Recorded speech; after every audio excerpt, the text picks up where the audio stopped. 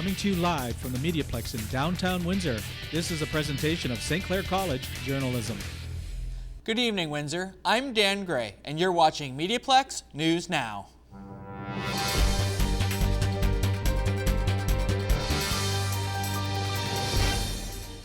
It's time to do our taxes again.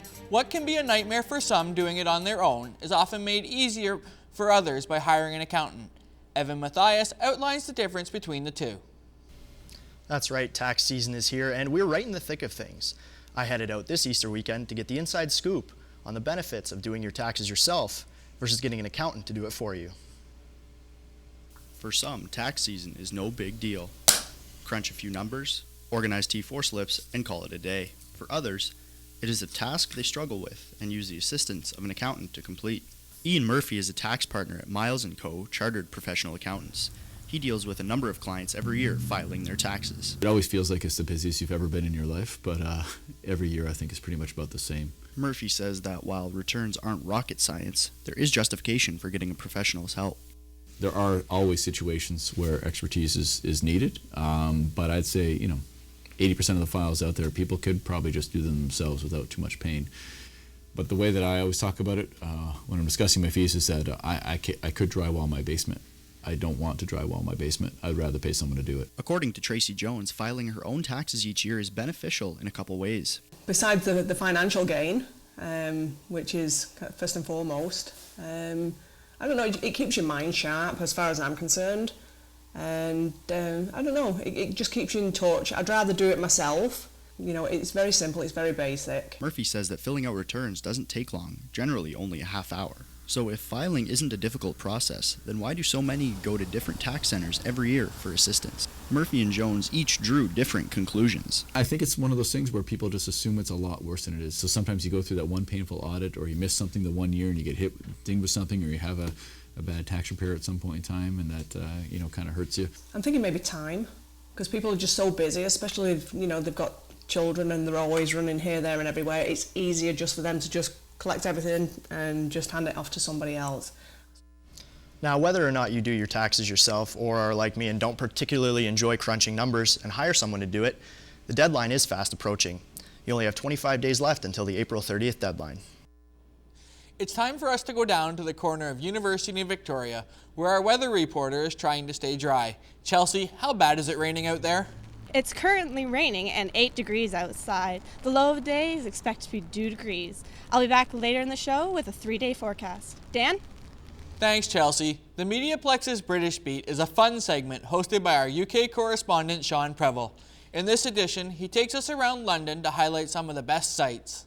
Welcome back to another edition of the MediaPlex British Beat. I'm Sean Preble, and for this edition I decided to return to London to see what else there is to do here in the capital city of the United Kingdom. So let's see what other sights and sounds this great city has to offer. We're going to start off at King's Cross Station, a major London railway where you can take trains almost anywhere in the UK. It's also well known for being where Harry Potter boards the Hogwarts Express, and to pay tribute, a platform 9 3/4 was set up for taking souvenir photos. Across from King's Cross Station is St. Pancras International, where people can board the Eurostar to parts of Europe. Now let's head to the Sherlock Holmes Museum on Baker Street. An interesting thing to note is the museum is actually 239 Baker Street, but was officially renumbered in 1990 as 221B, as it's known in the Holmes books. This is Oxford Circus. Originally built in the early 19th century, it was remodeled in 2009 to be a pedestrian scramble, similar to Tokyo's Shibuya Crossing, with people crossing in multiple directions. Several shops are housed here, and it's just a short walk from the headquarters of the BBC, known as Broadcasting House, where various programs like BBC World News are produced. Next up is Leicester Square. Featuring themed shops like M&M's World, the square is also known as Theatreland, being the centre of London cinema, with 5 theatres around the square. The single-screen Odeon Leicester Square holds almost 1,700 people and is used for many European and world film premieres and the London Film Festival. The square also changes throughout the year, hosting different events such as the Christmas Fair. Its most recent attraction is the Cinderella exhibition, showcasing props and costumes from the latest Disney film. Near to Leicester Square is Covent Garden, which used to be an old vegetable market but has since become a popular shopping and tourist site. Floral Street, which runs parallel to the square, features several fashion stores. It also has an interesting architectural walkway that connects the Royal Ballet School with the main opera house. Thanks for tuning in to another edition of the MediaPlex British Beat. It looks like because I saw so much in London, I'll be able to show you even more next week. Until then, I'm Sean Preble reporting from London, England, back to the MediaPlex. Enactus Windsor held another Windsor Soup event where local entrepreneurs are awarded microgrants. Shelby Hernandez tells us more. Windsor Soup has announced its 9th microgrant winner. On March 22nd, Enactus Windsor hosted another Windsor Soup event, which looks to provide funds to entrepreneurs in Windsor. This event had 4 presenters who spoke to a crowd of 230 people, including Justice Fournier from Joint Ventures Unlimited, Jessica Apolloni and Katie Stokes from Booster City, John Jones from Canadian Council on Food and Sovereignty and Health, and Joanna Conrad from the Rebound Life Choices program. After each presentation, members of the audience were able to ask questions. But in the end, the winner was Fournier from Joint Ventures Unlimited, who won $3,100. He says he plans to use the money for the new location. The first thing we have to do, we have to get printers to print flyers for people. I'm printing a lot of sets of the first business cards that kids ever had. We have to pay rent at our new space. We have to create shelving and product, and it's gonna really go towards this. We have a $3,000 a month rent bill at this new space, and this is even just 1 month of rent, right? And that's a big deal. He says the event was a great opportunity for his company, which looks to help those who he says were left behind by the system. His facility will be a healthy environment with nutritional food, training, life coaching, supplements, motivational speaking, and more. He says he's excited to provide something new for Windsor. I'm beyond excited. This was my team and I, we really worked hard on this. They all grilled me very hard. They tried to prepare me, and I feel like the champion of that cause right now. You know, I came in with gloves ready to swing.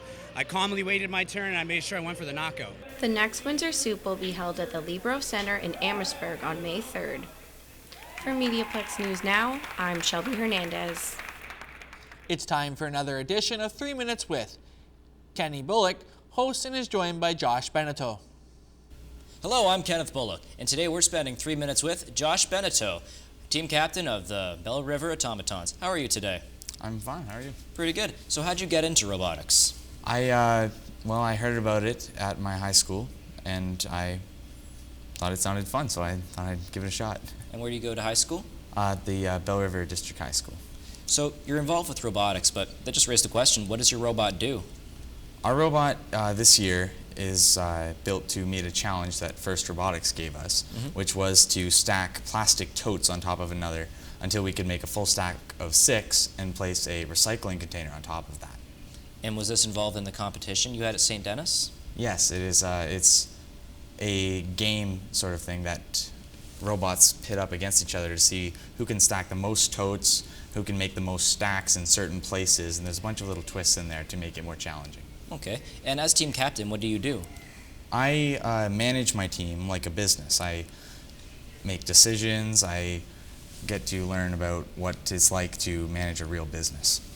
And so I understand you have won the competition towards going to Missouri?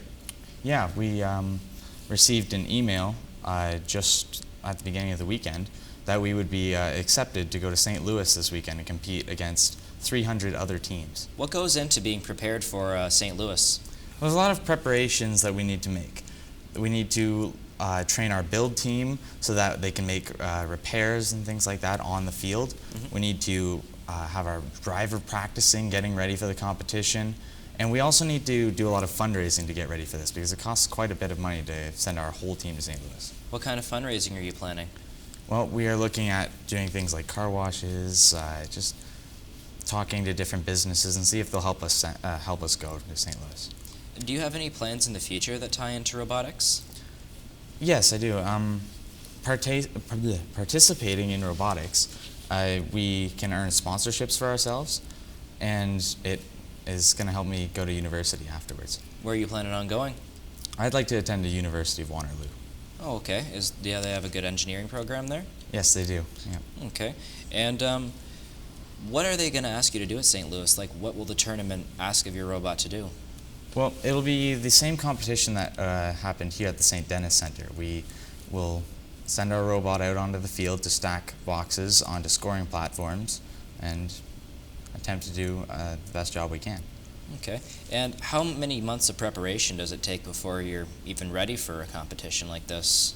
Well, actually, we only get 6 weeks to build our robot. We find out the challenge at the kickoff day, and 6 weeks from that, we have to bag and tag our robot and can't work on it anymore until the actual competition. I'm Kenneth Bullock, and we just spent 3 minutes with team captain of the Bell River Automatons, Josh Beneteau. It's now time for us to go back to our weather reporter. Chelsea, how wet are you getting out there?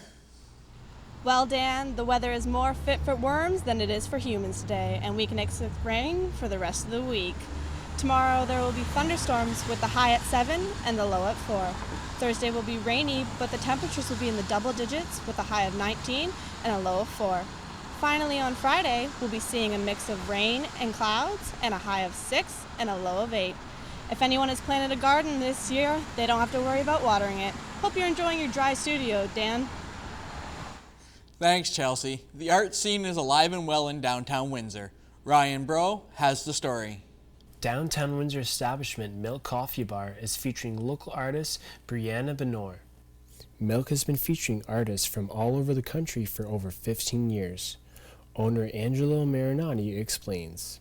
One of the ways that we nurture the creative spirit of Windsor is by giving artists a free venue in order to show their art. Be it visual in the form of print or painting, but also be it musical. Benor has been featured in many different art shows around the city and says creating art is what makes her happiest. She has recently just finished her latest piece of art titled The Rat Pack, which took her months to finish. I feel completely great, like I just did a full circle, so I'm quite in touch with my inner being and all aspects of myself, and thanks to the Rat Pack, this is a representation of coming to terms with my inner being and acknowledging both light and dark aspects of myself to make a complete whole. Benor's art will be up at Milk for the next month. This is Ryan Bro reporting for MediaPlex News. We've all heard of Entertainment Weekly. Well, this is the MediaPlex's Entertainment Geekly. Rhiannon, Ryan, and Christian tell us what's going on in the geek community. What's the word, nerds?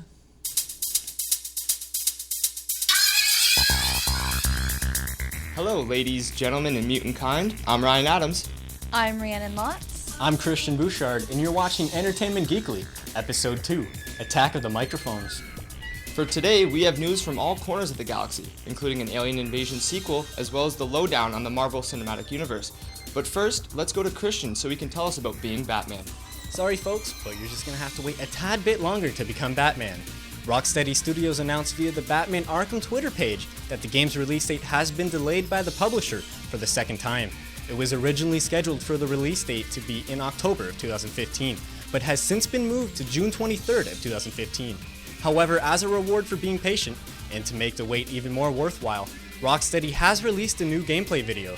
The new video shows 7 minutes of gameplay and sees the Caped Crusader pursuing an armored vehicle with suspicions to Scarecrow. So, is the wait to Batman gonna be worth it? Rhiannon, what do you think? The game looks amazing, so I think it will definitely be worth it. In the meantime, geeks can celebrate Independence Day. No, not the holiday, but the epic sci-fi classic. Fans of the original 1996 movie can rejoice, because a sequel to Independence Day is in the works. It is scheduled to be released in theaters on June 24, 2016. According to CinemaBlend, the title of the new film will be ID Forever, and Earth will face a second alien invasion 20 years after the first. However, fans be warned because the script details may still change. It was just announced that Vivica A. Fox will reprise her role, as will Bill Pullman and Jeff Goldblum. They'll be joined by new cast members Charlotte Gainsbourg, Jesse Usher, and Liam Hemsworth. Unfortunately, Will Smith has stated that he will not be returning in the sequel, but hopefully it will be as kick-butt and thrilling without him. With 10 movies, including Iron Man and last summer's surprise hit Guardians of the Galaxy, there is no denying the sheer power of the Marvel Cinematic Universe. After the studio announced 11 more films would be joining the franchise, I took a look at some recent updates regarding those movies. First, Captain Marvel will be the first female-led solo film for Marvel Studios, and it looks like they may have found their leading lady. According to Latino Review, Marvel has in fact cast the heroine, but has not yet revealed her name. We may see her introduced in an upcoming Marvel film, possibly in a post-credits scene. Maybe she'll join our heroes for another round of shawarma. Now, it has been known for some time that Joss Whedon, the director for the Avengers Age of Ultron, will not be taking the helm again for the third Avengers installment. With this news, Marvel has been hard at work finding a worthy replacement, and it looks like they have found their men. Anthony and Joe Russo will first direct Civil War, another Marvel film, before tackling the new Avengers movie. This will be the biggest project to date and has been hinted at since the appearance of Lord Thanos in the post-credits scene of the Avengers. That's all the time we have for today, folks. So until next time, peace and long life. May the force be with you. And remember, Entertainment Geekly will be back.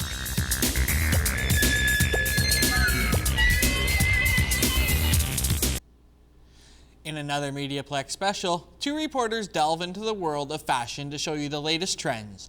Ashley Ann and Alana have this scoop of this edition of Style File.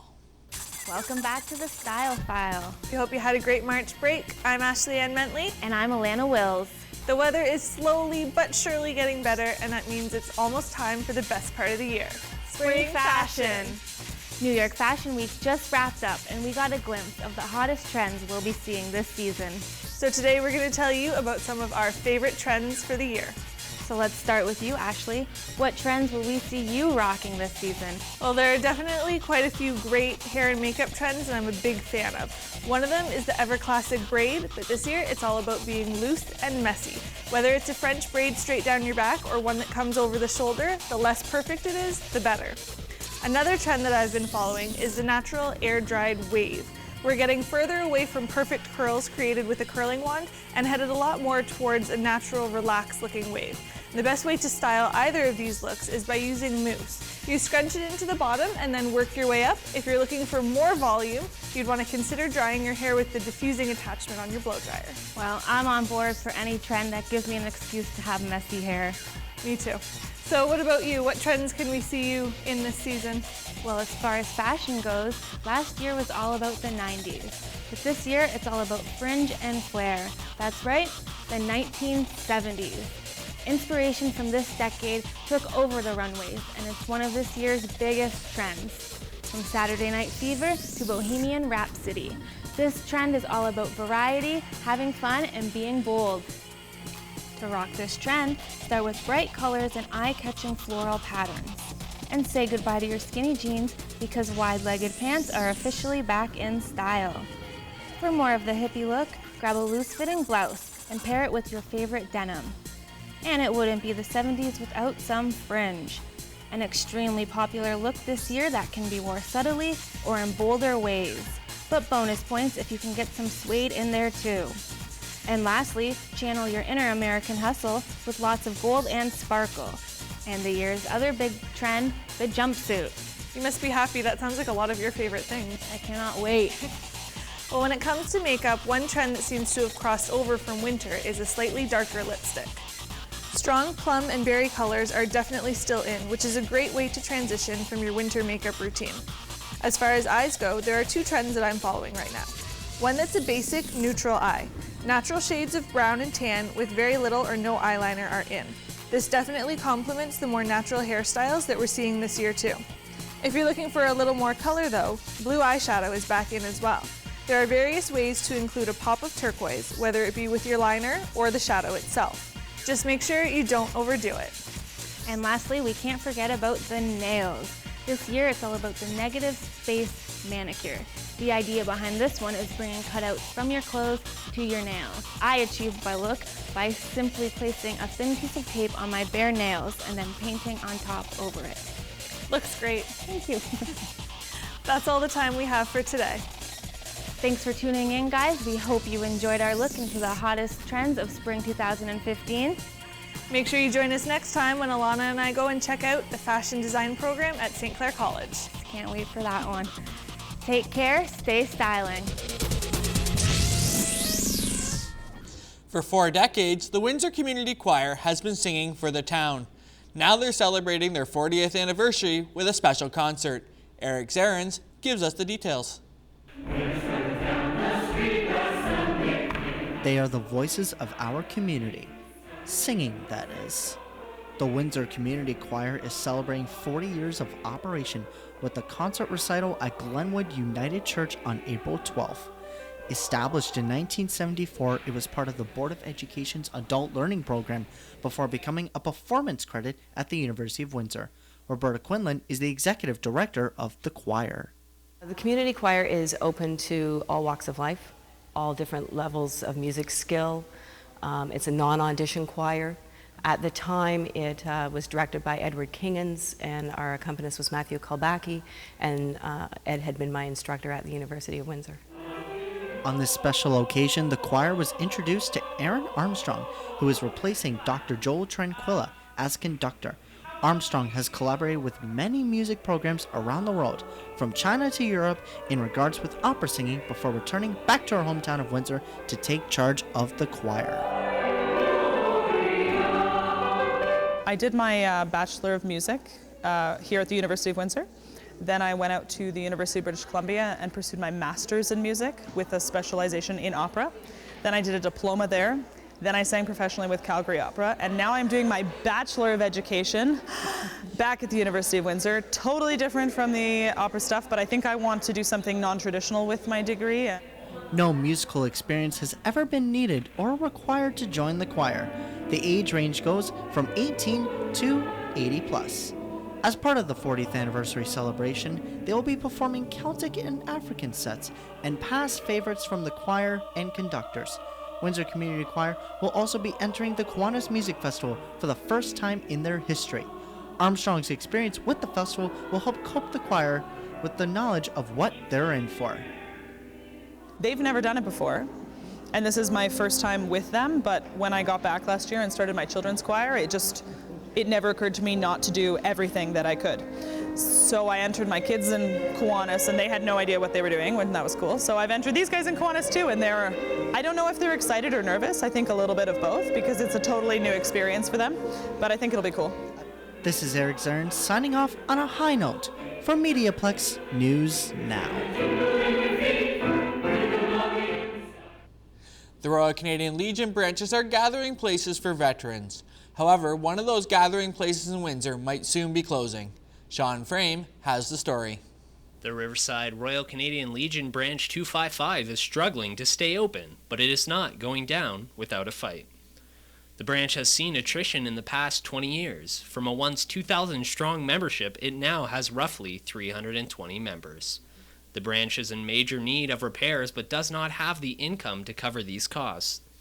Former Branch 255 President Dennis Holmes says the income isn't nearly enough to maintain the building. There may be 50 members in here at any given time, and it just isn't sufficient to outweigh the costs, especially the costs that we can't control, like your insurance, your hydro, taxes. We just can't accommodate it anymore. Branch 255 bartender Cody Thompson says if the branch were to close, a lot of members would be heartbroken. People have poured their heart and soul in this place, and it's been a staple in the Riverside community for 80 years now. So to see it close and disappear would be sad to a lot of people. The Legion currently has a crowdfunding site at www.gofundme.com/Riverside Legion. So far, the branch has raised over $1,200 towards their $200,000 goal. I'm Sean Frame reporting for MediaPlex News Now. Addictions is a serious problem that affects millions of people in Canada. Not everyone can overcome this, but reporter Sean Garrity met one woman who could. Being dependent on drugs can seem impossible to stop. A Windsorite defied those odds because she was on the brink of death if she did not quit. Some people see bridges as a chance to leave. One woman saw a bridge as a different way to escape. I really had a desire to jump off that bridge. I just wanted to end the nightmare that I had been living. I was a junkie, I was a prostitute, I was a high school dropout, I was a crackhead, I was a thief. I was just broken. Jade Piper from Halifax knew if she didn't leave the drug life and come to Windsor, she might not ever stop using. I was doing pretty much anything and everything, but my drugs of choice were mainly crack cocaine and opiates. So hydromorphine, pretty much synthetic heroin. And I was injecting. I had been injecting drugs for about 2.5 years. To pay for narcotics, Piper says she resorted to prostitution. She brought me to the local grocery store and explained what else she was doing to support her habit. Well, myself and whoever I was with, We would just kind of walk into a store much like this one and know what we were going for already. We would already have like buyers lined up for it, and we just kind of walk in, fill up either canvas bags or shopping carts with merchandise and walk out as quickly as possible. After being fed up with her current situation, she arrived in Windsor and made a promise to herself that it was time to change. It was time to rebuild that bridge she almost jumped off of. I got in contact with the intake coordinator at the Windsor Life Center, and I made the commitment to enter the program, and I signed up for a 12-month residential faith-based drug and alcohol treatment program. The Windsor Life Center, which is located directly behind the Windsor Christian Fellowship, is what Piper says started her road to recovery. Pretty evident that she was going to have some struggles. She didn't like authority, she didn't like being told what she could and couldn't do, but she knew that she wanted to get clean. Founder of Windsor Life, Catherine Shimatero, says the program has tripled its intake. So we're up in our numbers. It doesn't sound like a lot of numbers, but it's a lot of work involved in working with the women with the types of problems that they have. We're getting women mostly from the streets, from the sex trade, out of jail. Piper's going on 2 years of sobriety, and her hard work has paid off. She's landed a position at the Windsor Life Center, and just recently, her twin sister has joined the program, and she's doing great also. St. Clair College's Public Relations program is hosting an event, Students Helping Students, where PR students and the community come together to connect and communicate.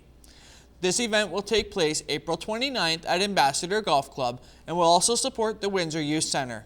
The Youth Center provides the basic and immediate needs to homeless and at-risk youth in a safe and friendly atmosphere. They work towards positive change and grow to prevent and ultimately end youth homelessness. Tickets are $25 for students and $35 for general admission. All proceeds from the event will be donated in the form of bursaries for at-risk youth of Windsor who wish to pursue an education. Please support this event and help change the lives of the less fortunate in our own backyard. To be more involved or get more information, just search #StudentsHelpingStudents on Twitter. Join us here at the MediaPlex because, as you will see, we want you. 5, 4, 3, 2, 1, cut and cue. Good afternoon. I'm Sean Preble, and you're watching MediaPlex Live at 1. If you want to work in the media, then you'll have to come to the St. Clair College Journalism Program, where we teach you to be a converged journalist, working in TV, radio, print, and digital. Call 519-972-2727. We want you. We want you. Thank you for tuning in tonight. I'm Dan Gray, and you've just watched MediaPlex News Now.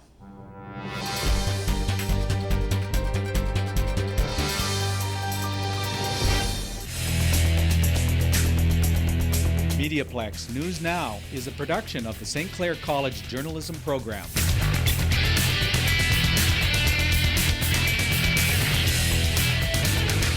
I think it's so important to be taught by industry professionals because they know what they're doing.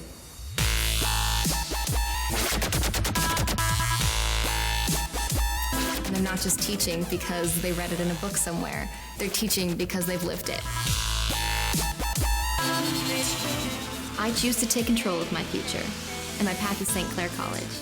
I choose to be here.